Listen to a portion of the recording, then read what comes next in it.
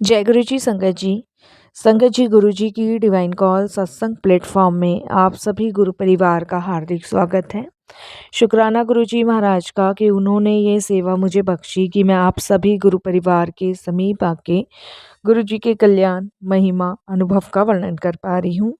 अनंतम शुक्राना मेरे गुरु जी महाराज का। संगत जी, आज का जो सत्संग मैं आप सभी के साथ शेयर कर रही हूँ वो पंकज अंकल का सत्संग है। ये सत्संग हमें मेल के माध्यम से प्राप्त हुआ है। संगत जी, बहुत ही प्यारा सत्संग है, ब्लेसिंग फुल सत्संग है। तो सभी गुरु परिवार से मेरी हाथ जोड़ के विनती है, सत्संग को अंत तक सुने, ध्यान से सुने और पूरा सुने। संगत जी, मैं हर सत्संग में आपसे एक ही चीज़ की रिक्वेस्ट करती हूँ कि सत्संग का मतलब होता है सत्य का संग, और सत्संग हमें जब ही प्राप्त होता है जब गुरु कृपा होती है। तो हम सभी बड़े भाग्यशाली हैं कि हमें सत्संग सुनने का सौभाग्य प्राप्त हो रहा है और हम पे गुरु कृपा हुई है, इसलिए हमें गुरु जी का अनंतम शुक्राना करना चाहिए।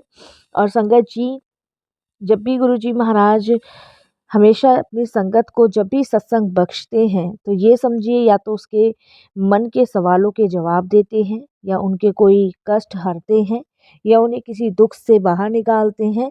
क्योंकि गुरु जी के बहुत सारे तरीके हैं अपनी संगत को ब्लेस करने के। उनमें से एक तरीका सत्संग सुनना और शेयर करना भी है। तो इसीलिए संगत जी, विनती है सभी गुरु परिवार से कि अपनी ब्लेसिंग से वंचित ना रहा कीजिए। और संगत जी, सत्संग को बिना स्किप किए अंत तक सुनिए, ध्यान से सुनिए, पूरा सुनिए। गुरु जी का शुक्राना कीजिए कि इतना ब्लेसिंग फुल सत्संग उन्होंने घर बैठे आपको ब्लेस किया और सत्संग के माध्यम से आप तक ब्लेसिंग्स पहुंचाई। और संगत जी, अगर आप भी अपने सत्संग अनुभव शेयर करना चाहते हैं तो हिंदी में साफ राइटिंग में आप अपना सत्संग लिखकर हमारी जीमेल आईडी पर सेंड कर सकते हैं, ताकि आपके द्वारा सुनाए गए सत्संग से जो भी गुरुजी महाराज की नई जुड़ने वाली संगत होगी उन्हें गुरुजी के कल्याण महिमा अनुभव के बारे में ज़्यादा से ज़्यादा पता होगा। सत्संग आपको पसंद आता है तो इसको लाइक कीजिए, सब्सक्राइब कीजिए, ज़्यादा से ज़्यादा संगत में शेयर कीजिए और बेल आइकन दबाना बिल्कुल नहीं भूलिएगा। जब भी कोई लेटेस्ट सत्संग आएगा उसका नोटिफिकेशन आपके पास आएगा। तो चलिए संगत जी, चलते हैं पंकज अंकल के सत्संग की ओर। सत्संग शुरू करने से पहले करते हैं गुरु जी का मंत्र जाप।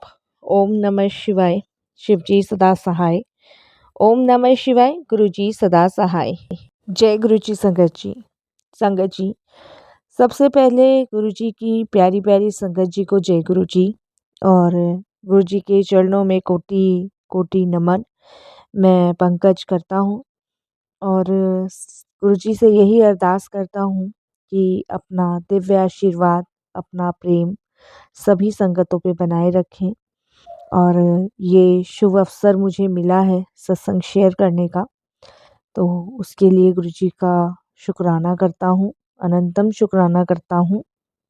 और संगत जी, अगर कोई मुझसे पूछे कि तुमने इस धरती पर आकर क्या पाया, तो मेरा एक ही जवाब होगा कि मैंने इस धरती पे आके ईश्वर को पाया। मैंने इस धरती पे आके साक्षात ईश्वर के दर्शन किए, चाहे वो राम जी के रूप में हो, चाहे वो हनुमान जी के रूप में हो, चाहे वो कान्हा जी के रूप में हो, जिस भी रूप में क्यों ना हो, मैंने साक्षात भोलेनाथ के दर्शन किए। तो इसके लिए मैं गुरु जी का अनंतम शुक्राना करता हूँ। और मैं यहाँ एक चीज़ और कहना चाहूँगा संगत जी, कि वैसे तो गुरु जी महाराज ने अपने कई रूप अपनी संगतों को दिखाए हैं, और उन रूपों को दिखाने का सबसे बड़ा कारण ये था कि लोग जो हैं संगत जी अपनी ज़रूरत से ज़्यादा सोचते हैं, जैसे मैंने सोचा। तो गुरुजी ने मुझे अपने दिव्य रूप भी दिखाए, और तब मुझे ये समझ आया, रियलाइज़ हुआ कि ये कोई और नहीं, ये साक्षात परमात्मा है, ये साक्षात ईश्वर है। लेकिन उस समय हमें अपनी भूल का जब पश्चाताप हो जाता है, तब उस टाइम गुरुजी हमें अपने चरणों से जोड़ते हैं और अपना भरपूर आशीर्वाद हमें देते हैं। संगत जी, ये बात 2004 की है। उस समय मैं यूएसए में था और मैंने गुरुजी के बारे में ना तो सुना था, ना पढ़ा था और ना ही कभी देखा था और ना ही संगत जी सोशल मीडिया प्लेटफ़ॉर्म के ज़रिए।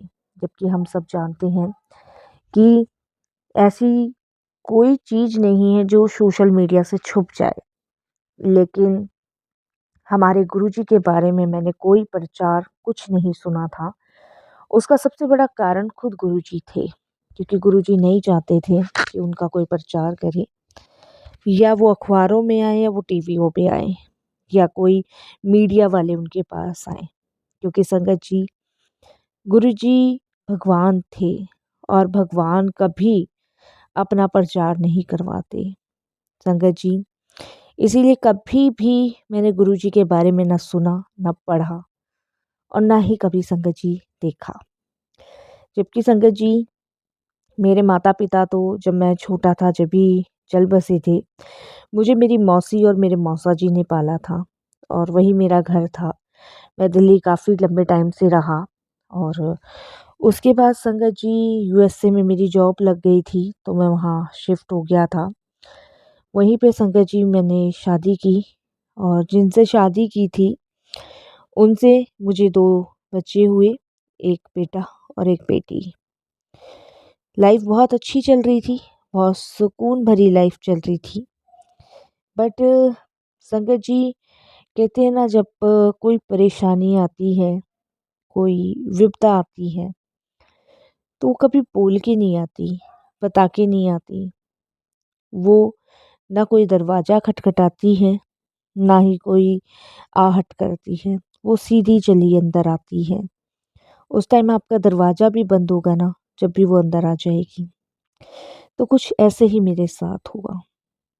संगत जी, जब परेशानी आई तो उस परेशानी में मेरा सब कुछ उड़ गया। एक धुंध भरी आंधी आई जो मेरा सुख, चैन, शांति सब कुछ छीन के ले गई। संगत जी, घर, पैसा, गाड़ी सब कुछ मेरा चला गया। मैं संगत जी पूरी तरीके से, ये समझ लीजिए, बर्बाद हो चुका था, पूरी टोटल बर्बाद। मुझे ऐसा लग रहा था कि अब शायद मुझे भारत चले जाना चाहिए, क्योंकि मेरा सब कुछ ख़त्म हो चुका है। मेरे पास कुछ भी नहीं बचा है। सिर्फ जीने के लिए सांसें बची हैं और इतनी टेंशन में, इतने डिप्रेशन में कहीं ये भी बंद ना हो जाए। संगत जी, मैं काफ़ी सारे बिज़नेस करके देख चुका था, लेकिन सब में मुझे बहुत लॉस हो रहा था। उसके बाद संगत जी, मैंने आखिरी में डिसाइड किया कि मैं इंडिया जाऊंगा और इंडिया में कुछ करूंगा और फिर यूएस से वापस आऊंगा। क्योंकि संगत जी, मुझे शांति चाहिए थी जो मुझे यूएस से में नहीं मिल रही थी। संगत जी, मैंने अपनी आंटी को और अपने बच्चों को कहा कि मैं कुछ दिन इंडिया रहना चाहता हूँ और इंडिया में जा रहा हूँ। तुम लोग अपना ध्यान रखना और कोई भी परेशानी हो, कोई भी दिक्कत हो तो आप मुझे कॉल कर लेना। मैंने अपने दोनों बच्चे और अपनी आंटी को यूएसए में छोड़ा और संगत जी, मैं इंडिया के लिए निकल पड़ा। जब मैं इंडिया निकली आया तो उस समय मेरे पास घर नहीं था, इतना पैसा नहीं था, रहने की कोई जगह नहीं थी। उस समय मैं अपनी मौसी के घर गया, जहाँ मैं बचपन से रहता आया था। और संगत जी, वहाँ पे मैं रहने लगा और मैं एक अच्छे व्यापार की तलाश में लग गया। उधर संगत जी, मेरी आंटी का मन नहीं लग रहा था यूएसए में और बच्चे भी मुझे बहुत मिस कर रहे थे। तो संगत जी, मेरी आंटी ने मुझे कॉल किया कि मैं भी इंडिया आ रही हूँ। ना बच्चे रह सकते, ना मैं रह सकती आपके बिना। तो संगत जी, मेरे पीछे-पीछे मेरी आंटी और मेरे दोनों बच्चे भी आ गए। घर कुछ था नहीं, रहने का कोई ठिकाना नहीं था, तो हम अपनी मौसी के घर रहने लगे। संगत जी, ठीक है, मैं मानता हूँ परेशानी मेरी लाइफ में बहुत सारी थी, बहुत सारी दिक्कतें थी, बट अपनी परेशानियों की वजह से बच्चों का करियर नहीं खराब कर सकते थे। संगत जी, मैंने यहाँ के दिल्ली के स्कूल में अपने बच्चों के एडमिशन की बात करी, बट बहुत अड़चनें आई, बहुत रुकावटें आई और संगत जी मजबूरन मुझे अपने बच्चे को एक ऐसे स्कूल में डालना पड़ा जिसमें पढ़ाई बिल्कुल भी नहीं थी। फिर भी संगत जी क्या कर सकते थे, मजबूरी थी और उसे संगत जी झेलना भी हमें ही था। मैंने जैसे आपको बताया कि परेशानी कभी ना तो दरवाज़ा खटखटा के आती है और ना ही संगत जी आपको बता के आती है, वो डायरेक्ट आती है। तो कुछ वैसा ही संगत जी लाइफ में हुआ और बच्चे के एडमिशन में बहुत प्रॉब्लम हुई पर हो गया। उसके बाद संगत जी ऐसे ही चलता रहा, जबकि मैंने अपनी वाइफ को कहा भी था कि तुम वापस चली जाओ अमेरिका और बच्चों को लेके मैं जल्द से जल्द कुछ भी करके वहाँ आऊँगा, बट वाइफ ने मना कर दिया था। तो संगत जी हम लोग मौसी जी के घर ही रह रहे थे। उसके बाद संगत जी मैं व्यवसाय के बारे में इधर से उधर भाग रहा था, कुछ अच्छा ही करना चाहता था कि ताकि मैं यूएस से लौटूँ तो कुछ बेटर ही कर जाऊँ, बट उसमें टाइम लग रहा था। तो संगत जी एक दिन मैं जिस कंपनी में गया था मुआयना करने कि मुझे कहाँ से क्या परचेज़ करना है, कहाँ से क्या किस कंपनी के साथ डील करनी है। इतने में संगत जी मेरे जान पहचान का एक दोस्त मुझे मिला और वो भी वही काम करता था जिसके बारे में मैं सोच रहा था। जब वो मुझे मिला तो उसने मुझे पहचाना, मैंने भी उसे पहचाना और संगत जी हम बचपन में एक ही जगह बैठते थे, वो जगह हमें मिली और मैं मेरा दोस्त संगत जी वहाँ जाके बैठे और एक दूसरे से अपने सुख दुख की बातें बताने लगे। तब मेरे दोस्त ने मुझे कहा कि यार अगर गुरुजी मेरे जीवन में नहीं आए होते तो पता नहीं मेरा मेरे बच्चों का क्या होता। मेरी लाइफ में तो बहुत ज़्यादा समस्याएं थी लेकिन गुरुजी की मेहर हुई, गुरुजी की कृपा हुई और अब बिल्कुल सब कुछ ठीक है। तो संगत जी उसने फिर मुझसे पूछा यूएस से में क्या चल रहा है और तुम इंडिया कब आए, कैसे चल रहा है। तो मैंने अपने दोस्त को अपने सारे हालात बताए। तो उसने मुझे कहा कि तुम गुरुजी के पास क्यों नहीं चलते, वहाँ माथा टेक कर आओ। तो मैंने कहा ठीक है। तो मैं अपने दोस्त के साथ नेक्स्ट डे गुरुजी के बड़े मंदिर के लिए गया। जब बड़े मंदिर में पहुंचा तो संगत जी संगतों का आना था और गुरुजी महाराज गद्दी पे विराजमान हुए थे उस समय। जैसे ही मैंने गुरुजी को देखा मेरे मन में एक डर सा पैदा हो गया। वो होता है ना संगत जी कि आप ऊपर से कुछ भी दिखाओ लेकिन अंदरूनी आत्मा पहचान ही लेती है कि ये कौन है। तो वही कुछ मेरे साथ हुआ और मेरे मन में मेरे अंदर से डर सा लगने लग गया। संगत बैठी थी, हम भी बैठे और हम बहुत पीछे बैठे थे। शब्द वहाँ चल रहे थे, बानी चल रही थी और गुरुजी किसी से कोई बात नहीं कर रहे थे, शांत सुन रहे थे। वहाँ कोई किसी से बात नहीं कर सकता था, ना सेल फोन का इस्तेमाल होता था और संगत जी बहुत स्ट्रिक्ट डिसिप्लिन था। मतलब आप सिर्फ एकदम ध्यान में बैठे हो, जो शब्द बानी चल रही है सिर्फ उसका ध्यान करना है, आपको इधर उधर देखने की भी मनाही थी। तो सत्संग का समापन जब गुरुजी के दरबार में हुआ तो उसके बाद संगत जी लंगर का आदेश गुरुजी ने किया, लंगर किया। लंगर करने के बाद संगत जी गुरुजी से आज्ञा ली और आज्ञा लेके संगत जी बाहर की तरफ आए। तो मेरा दोस्त मुझसे पूछता है यार कैसा लगा तुझे गुरुजी का दरबार, गुरुजी। और मेरे दोस्त ने कहा कि मैं तो यहीं से बनकर खड़ा हुआ हूँ भाई, मैं तो बर्बाद हो चुका था लेकिन गुरुजी के स्थान से ही आज मैं सब कुछ कर पा रहा हूँ। तो तू बता तेरा कैसा अनुभव रहा। तो संगत जी मैंने उसको कहा कि भाई मैं सच बताऊं तो मुझे मन में डर लग रहा था लेकिन जैसे जैसे गुरुजी को मैं एक नज़र टाक के देखा जा रहा था और बस नज़र हट ही नहीं रही थी, उस समय ही गुरु की कृपा मुझ पे हुई। और ये कोई आम संत महापुरुष नहीं है, ये भगवान है। क्योंकि मुझे भगवान होने का उनका आभास हो चुका था संगत जी उस टाइम पे। उसके बाद संगत जी माथा टेका और मैंने अपने दोस्त को कहा कि भाई मुझे यहाँ बहुत अच्छा लगा, शांति मिली, सुकून मिला और जो मन में डर था वो कब गायब हो गया पता ही नहीं चला। तो जिस दिन संगत जी मैं गुरुजी के दरबार से गया था, उसके नेक्स्ट डे मुझे गुरुजी का एक ड्रीम दर्शन आता है। और जब गुरुजी का ड्रीम दर्शन आता है तो उसमें गुरुजी महाराज संगत जी मुझे अपने पास बुलाते हैं और अपने पास बुला के थोड़ी देर संगत जी वो मुझे अपने पास बिठाते हैं और हल्का सा मुस्कुराते हैं और कहते जा ऐश कर कल्याण कर देता। संगत जी ये ड्रीम मैंने देखा और मैंने अगले दिन अपने दोस्त को बताया। तो संगत जी मेरे से रहा नहीं गया, मैंने अपने दोस्त को कहा कि भाई गुरुजी के पास चलेंगे शाम को।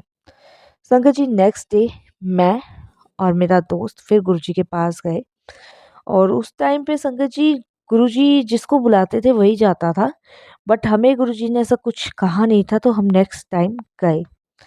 नेक्स्ट डे सब जब हम गुरुजी के दरबार गए तो गुरुजी बैठे थे। अब मन में डर नहीं था संगत जी, और अंदर जाके हम बैठे संगतों के बीच में शब्द बानी जो चलते हैं और इस बार गुरुजी एक टक नज़र से मुझे देख रहे थे। देखते थे हटा लेते थे, देखते थे हटा लेते थे और मेरे मन में आ रहा था कहीं मैंने कुछ गलत तो नहीं करा और कुछ गलत चीज़ तो नहीं लग रही, कुछ किया तो नहीं है कपड़े, मतलब मुझे अपने आप में लग रहा था कि मैं कहीं कुछ गलत नहीं कर रहा, कुछ गलत तो नहीं है, कुछ कपड़े सही पहने हैं। गुरुजी एक बार देखते हैं फिर हटा लेते हैं नज़र। वो होता है ना संगत जी कि हम अपने आप के लिए ही ज़्यादा वो सोचने लग जाते हैं। तो उसके बाद संगत जी वहाँ पे बहुत अच्छा लगा, बहुत ही प्यारा लगा। और संगत जी उसके बाद गुरुजी के पास जब मैं बैठा आज्ञा लेने का टाइम हुआ, गुरुजी ने संगत जी लंगर कराने के बाद और उन्होंने आधा घंटा बिठाया और जब मैं आज्ञा लेने लगा तब भी उन्होंने मुझे बिठा लिया। तो गुरुजी मुझसे एकदम से बोलते हैं ठेठ पंजाबी में, ओ कित्थों आया? तो मेरा दोस्त कहता है कि गुरुजी इसे मैं लेकर आया हूँ। तो गुरुजी कहते हैं ओ अच्छा अच्छा तू लेके आया, किस वास्ते? तो संगत जी फिर मेरा दोस्त गुरुजी को बताता है ये बात है। तो गुरुजी कहते हैं ओ कल ही तो मैं इसके यहाँ गया था और मैंने उसको कहा कल्याण कर दिता। इस तरीके से गुरुजी ने बोला। संगत जी इस बात का लॉजिक लगाना बड़ा मुश्किल था कि गुरुजी मेरे को ड्रीम में भी दर्शन दे रहे हैं और जब मैं गुरुजी के पास गया तो गुरुजी एकदम से मुझसे बोलते हो कित्थों आया। तो ये गुरुजी के तरीके हैं संगत जी ब्लेस करने के, और हम मूर्ख अज्ञानी कभी नहीं समझ पाएंगे। उसके बाद गुरुजी ने कहा आंदे रहा करो, तो गुरुजी ऐसे बुलाते थे कभी 2 दिन बाद, कभी 1 हफ्ते बाद, कभी 3 दिन बाद और कभी-कभी तो महीनों भी हो जाते थे। ऐसे गुरुजी बुलाते थे। तो ऐसे ही संगत जी चलता रहा। गुरुजी के दरबार जब-जब मौका लगता था जाता था, शांति मिलती थी, सुकून मिलता था और ऐसे ही जाना आना लगा रहा। तो जो ड्रीम मैंने देखा था, वो संगत जी कहीं न कहीं मुझे ऐसा लग रहा था कि गुरुजी ने मुझे ब्लेस कर दिया है। गुरुजी ने मुझे अपना आशीर्वाद दे दिया है। गुरुजी ने मुझे अपनी संगत के रूप में चुन लिया है। उसके बाद संगत जी उधर मेरी मौसी जी को भी गुरुजी के बारे में किसी ने बताया और मेरी मौसी ने मेरी वाइफ़ को बताया। तो मेरी वाइफ़ ने मुझसे गुरुजी का कोई ज़िक्र नहीं छेड़ा और मेरी मौसी और मेरी वाइफ़ गुरुजी के दर्शन के लिए गए और वहाँ से उनको एक गुरुजी का पॉकेट स्वरूप मिला जो कि गुरुजी उस समय बाँट रहे थे। तो मैंने अपनी वाइफ़ के हाथ में देखा तो उन्होंने बोला ये गुरुजी हैं, आज हम इनके दरबार गए थे। तो संगत जी जब मैंने कहा कि तुम्हें कौन लेके गया? मौसी जी का नाम उन्होंने लिया तो मैं मौसी के पास गई। मैंने कहा मौसी आप कब गुरुजी से जुड़े हो? तो उन्होंने मुझे बताया कि मैं गुरुजी से जुड़ी नहीं हूँ, मुझे गुरुजी के बारे में किसी ने बताया है तो मैंने रीटा को बताया है। तो गुरुजी बहुत डिवाइन है, बहुत ही पावरफुल है, तो वहाँ जाके माथा टेकने में क्या हो रहा है? तब मैंने संगत जी अपनी वाइफ़ को, मौसी जी को एक्सप्लेन किया कि मैं गुरुजी के दरबार जा चुका हूँ, 1 नहीं 2 बार और गुरुजी की बड़ी रहमत हुई है, मुझे शांति, सुकून मिल चुका है। इस तरीके से संगत जी दिन बीतते रहे और 2007 आ गया। जब 2007 आया तो मेरी मौसी को एक ड्रीम आया कि गुरुजी उनको बता रहे हैं कि तेरे बेटे का मैंने मकान बना दिया है, व्यापार तैयार कर दिया है, अब जा ऐश कर। तो नेक्स्ट डे संगत जी मौसी बड़ी खुश होती हैं और वो मेरी वाइफ को कहती है, तुझे पता है आज गुरुजी मेरे ड्रीम में आए थे और मैंने गुरुजी को बोला, तो गुरुजी ने मुझे बोला कि तेरे बेटे बहू और तेरे पोते के वास्ते मैंने घर ब्लेस कर दिता है। तो संगत जी मेरी वाइफ बहुत खुश हो गई और मेरी मौसी मेरी वाइफ को भी गुरुजी के पास चलने के लिए कहती है। तो संगत जी मेरी वाइफ को भी गुरुजी महाराज का आशीर्वाद मिला और मेरे बच्चों को भी मिला। तो इस तरीके से गुरुजी ने मेरे बच्चों को, मेरी आंटी को ब्लेस किया। उसके बाद संगत जी ऐसे ही समय बीतता रहा। उसके बाद महाराज ने समाधि ले ली। देखिए संगत जी जो कष्ट है वो तो कटवाने हैं और जो चीज़ गुरुजी ब्लेस कर देते हैं अपनी संगत को, तो उसका दिन और उसका समय गुरुजी तय करते हैं। तो शायद हमारा वो समय गुरुजी की महासमाधि लेने के बाद आया, जो गुरुजी तय कर गए थे, जो लिख गए थे। जब महाराज जी ने महासमाधि ले ली तो उस समय भी हमने जाना नहीं छोड़ा, जाना आना लगा रहा गुरुजी के दरबार। तो एक दिन गुरुजी महाराज मुझे ड्रीम में मिलते हैं, तो मेरी आदत थी संगत जी की मैं गुरुजी को भी प्रे करता था और साथ में सभी देवी देवताओं को प्रे करता था। तो उसी दिन गुरुजी महाराज मेरे ड्रीम में आए और गुरुजी मुझसे एकदम से कहते हैं, ओ कंजड़िया, भगवान तेरे सामने बैठा सी और तू मूर्तियों दे मत्थे लग रहा सी। तो ऐसे करके गुरुजी ने धीरे धीरे संगत जी मुझे अपने अवतार दिखाने शुरू कर दिए, धीरे धीरे। कभी हनुमान जी के रूप में, कभी कान्हा जी के रूप में, कभी कृष्ण जी के रूप में, ऐसे दिखाने शुरू कर दिए। और उसके बाद संगत जी मेरा गुरुजी में और विश्वास पक्का हुआ।